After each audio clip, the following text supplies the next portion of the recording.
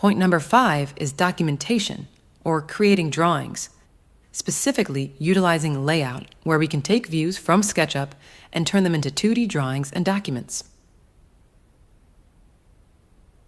In this case, we're going to take a view of that plant room and overlay all of the constraints, setting it out beside the old layout.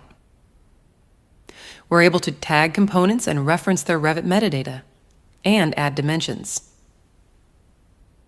We were able to quickly put together a detailed drawing that not only demonstrates our design intent, but also overlays all the constraints we're working against to demonstrate that the design actually works.